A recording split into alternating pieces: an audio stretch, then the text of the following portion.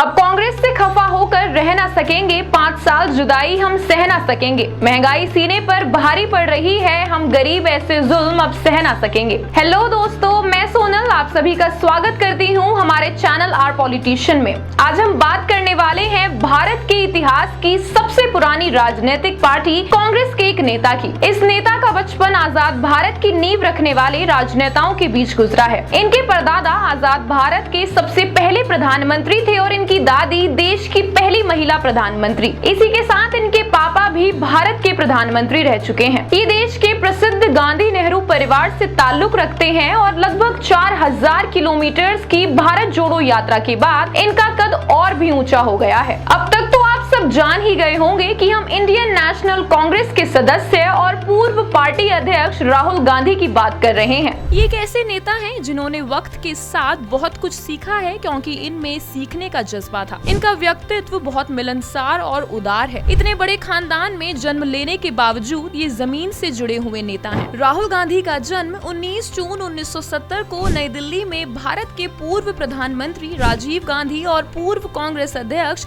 सोनिया गांधी के यहाँ हुआ था। ये अपने माता पिता की 2 संतानों में बड़े हैं और प्रियंका गांधी वाड्रा इनकी छोटी बहन है। इनकी प्रारंभिक शिक्षा दिल्ली के सेंट कोलंबस स्कूल में हुई है और इसके बाद ये प्रसिद्ध दून विद्यालय में पढ़ने चले गए थे। फिर सन 1981 से 83 तक सुरक्षा कारणों की वजह से राहुल को अपनी पढ़ाई घर से ही करनी पड़ी। इन्होंने सन 1994 में हार्वर्ड विश्वविद्यालय के रोलिंस कॉलेज फ्लोरिडा से कला स्नातक की उपाधि प्राप्त की और इसके बाद सन 1995 में कैम्ब्रिज विश्वविद्यालय के ट्रिनिटी कॉलेज से एमफिल की उपाधि हासिल की। अपने करियर की शुरुआत में और स्नातक स्तर की पढ़ाई के बाद राहुल गांधी ने मैनेजमेंट गुरु माइकल पोर्टर की management consulting company monitor group के साथ 3 साल तक काम किया। इस दौरान उनके सहकर्मी इस बात से अनजान थे कि वे किसके साथ काम कर रहे हैं, क्योंकि राहुल यहाँ रॉल विंसी के नाम से काम कर रहे थे। राहुल गांधी के आलोचक इनके इस कदम को इनके भारतीय होने की हीन भावना से जोड़कर देखते हैं, जबकि इनके प्रशंसक इस कदम को इनकी सुरक्षा से जोड़कर देखते हैं। इसके बाद साल 2002 में ये मुंबई स्थित इंजीनियरिंग और टेक्नोलॉजी से संबंधित outsourcing company backups services private limited नाम की कंपनी के बोर्ड ऑफ डायरेक्टर के सदस्य बन गए। अब अगर इनके राजनीतिक संघर्ष की बात करें तो कड़ी मेहनत के साथ काम करके आज इन्होंने कांग्रेस पार्टी में ये मुकाम हासिल किया है। सबसे पहले 2003 में राहुल गांधी के राष्ट्रीय राजनीति में आने के बारे में मीडिया में अटकलें तेज हो गई थी, जिसकी इन्होंने तब कोई पुष्टि नहीं की थी। फिर वो सार्वजनिक समारोह और कांग्रेस की बैठकों में बस अपनी मां के साथ दिखाई दिया करते थे। जनवरी 2004 में इनके और इनकी बहन के राजनीतिक प्रवेश के बारे में अटकलें बढ़ी, जब इन्होंने अपने पिता के पूर्व निर्वाचन क्षेत्र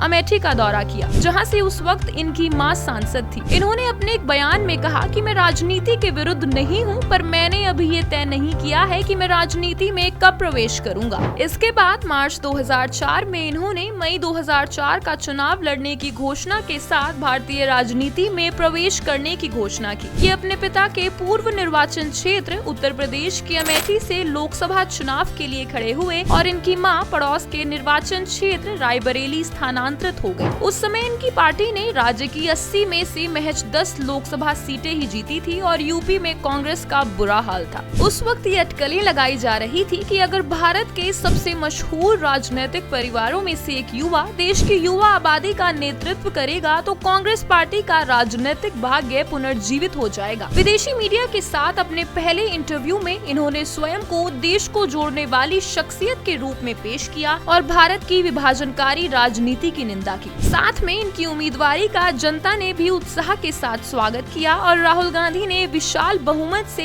1 लाख वोटों के अंतर के साथ चुनाव जीता। साथ में कांग्रेस ने भारतीय जनता पार्टी को अप्रत्याशित रूप से हराया। इसके बाद 2006 तक इन्होंने कोई अन्य पद ग्रहण नहीं किया और उत्तर प्रदेश की राजनीति पर ध्यान लगाए रखा। फिर इसी साल हैदराबाद में कांग्रेस के एक सम्मेलन में पार्टी के हजारों सदस्यों ने गांधी को एक और महत्वपूर्ण पद संभालने के लिए प्रोत्साहित किया। इस दौरान राहुल ने कहा कि मैं इसकी सराहना करता हूं और मैं आपकी भावनाओं और समर्थन के लिए आभारी हूं। मैं आपको विश्वास दिलाता हूं कि मैं आपको कभी निराश नहीं करूंगा। लेकिन इन्होंने तुरंत ही पार्टी में कोई उच्च पद लेने से मना कर दिया। इसके बाद साल 2007 में इन्होंने उत्तर प्रदेश विधानसभा चुनाव के लिए एक उच्च स्तरीय कांग्रेस अभियान में प्रमुख भूमिका अदा की। हालांकि इस दौरान कांग्रेस ने 8.53% मतदान के साथ केवल 22 सीटें ही जीती थी। फिर 24 सितंबर 2007 में राहुल गांधी को पार्टी संगठन के एक फेरबदल में अखिल भारतीय कांग्रेस समिति का महासचिव नियुक्त किया गया। साथ में इन्हें युवा कांग्रेस और भारतीय राष्ट्रीय छात्र संघ का कार्यभार भी दिया गया। नवंबर 2008 में एक युवा नेता के रूप में खुद को साबित करने के प्रयास में इन्होंने नई दिल्ली में अपने तुगलक लेन स्थित निवास में कम से कम 40 लोगों को ध्यानपूर्वक चुनने के लिए आमंत्रित किया। साल 2009 के लोकसभा चुनावों में इन्होंने अपने निकटतम प्रतिद्वंदी को 3,33,000 वोटों के अंतर से पराजित करके कुल 80 में से 21 लोकसभा सीटें जीती और अपना अमेठी निर्वाचन क्षेत्र बनाए रखा। साथ में कांग्रेस ने उत्तर प्रदेश में खुद को पुनर्जीवित कर लिया और इस बदलाव का श्रेय भी राहुल गांधी को ही दिया गया। इसके बाद 7 सितंबर 2022 में राहुल गांधी ने भारत जोड़ो यात्रा शुरू की थी। यात्रा ने कन्याकुमारी से कश्मीर पहुंचने तक 12 राज्यों और 2 केंद्र शासित प्रदेशों में करीब 5 महीनों में 4080 किलोमीटर की दूरी तय की थी। इनके विवाद और आलोचनाओं के बारे में तो आज हर कोई जानता है, क्योंकि उसी के कारण राहुल गांधी की संसद की सदस्यता रद्द हुई है। 23 मार्च 2023 को सूरत के एक न्यायालय ने इन्हें 2019 के मानहानि के मामले में दोषी ठहराया था और 2 साल के कारावास की सजा भी सुनाई थी। गुजरात के पूर्व मंत्री और भाजपा विधायक पुर्णेश मोदी द्वारा 13 अप्रैल 2019 को दायर मामले में कहा गया था कि गांधी ने कर्नाटक के कोलार में एक लोकसभा चुनाव रैली में आपत्तिजनक टिप्पणी की है। इस टिप्पणी में राहुल ने कहा था कि इन सब चोरों के नाम मोदी मोदी मोदी कैसे हैं? नीरव मोदी, ललित मोदी, नरेंद्र मोदी और अभी थोड़ा ढूंढेंगे तो और बहुत सारे मोदी निकलेंगे। सजा मिलने के बाद राहुल गांधी ने ट्विटर पर लिखा कि मेरा धर्म सत्य और अहिंसा पर आधारित है, सत्य मेरा भगवान है और अहिंसा उसे पाने का साधन। इसके बाद साल 2017 में भारत और चीन के बीच चल रहे डोकलाम विवाद के बीच राहुल गांधी का चीनी राजदूत से गुपचुप मिलना भी विवाद का विषय बन गया था। फिर सेंट स्टीफेंस कॉलेज में इनका दाखिला विवादास्पद था, क्योंकि एक पिस्तौल निशानेबाज के रूप में इन्हें इनकी क्षमताओं के आधार पर कॉलेज में भर्ती कराया गया और शिक्षा के 1 वर्ष बाद इन्होंने 1990 में कॉलेज छोड़ दिया। साल 2007 में उत्तर प्रदेश के चुनाव अभियान के दौरान इन्होंने कहा कि यदि कोई गांधी नेहरू परिवार से राजनीति में सक्रिय होता तो बाबरी मस्जिद नहीं गिरी होती। इस बयान को पीवी नरसिम्हा राव पर हमले के रूप में देखा गया, जो 1992 में मस्जिद के विध्वंस के दौरान प्रधानमंत्री थे। फिर इसी के साथ राहुल गांधी ने 1971 में पाकिस्तान के विभाजन को अपने परिवार की सफलताओं में गिना। इस बयान पर भारत में कई राजनीतिक दलों से लेकर विदेश कार्यालय के प्रवक्ता सहित पाकिस्तान के उल्लेखनीय लोगों ने भी कड़ी आलोचना की। साथ में इनकी राजनीतिक रणनीतियों में जमीनी स्तर पर सक्रिय रहना, ग्रामीण जनता के साथ गहरे संबंध बनाना और कांग्रेस पार्टी में आंतरिक लोकतंत्र को मजबूत करने की कोशिश करना शामिल है। तो ये था एक भारतीय राजनीतिज्ञ और भारतीय संसद के पूर्व सदस्य राहुल गांधी का राजनीतिक संघर्ष। ये लोकसभा में अमेठी, उत्तर प्रदेश और वायनाड जैसे निर्वाचन क्षेत्रों का प्रतिनिधित्व कर चुके हैं। ये मुख्य विपक्षी पार्टी कांग्रेस के सदस्य हैं और ऐसे ही अपना एक बड़ा नाम बना चुके राजनेताओं के बारे में जानने के लिए देखते रहिए आप सभी का चैनल आर पॉलिटिशियन।